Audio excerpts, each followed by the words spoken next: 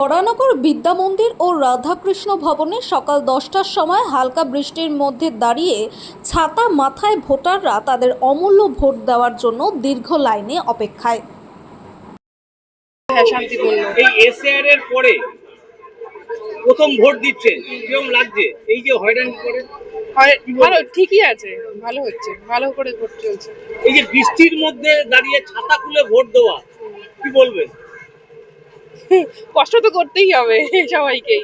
তাহলে কি এটা এসআর এর জন্য? এসআইআর এর জন্য না, ঠিকই আছে সব।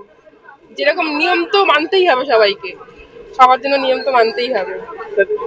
বৃষ্টির মধ্যে ছাতা খুলেছে, নিয়ে ছাতা নিয়ে এত বড় লাইনে, সেই জন্যই কষ্ট সবাইকেই করতে হবে, কষ্ট না করলে হবে না। এই কষ্টটা আপনি উপভোগ করছেন কি?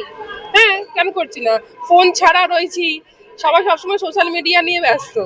এই যে কতক্ষণে কিছুক্ষণ তো ফোনটা আমাদের ছাড়া রয়েছে, ফোন ছাড়া ভোট দিচ্ছি, ভালো।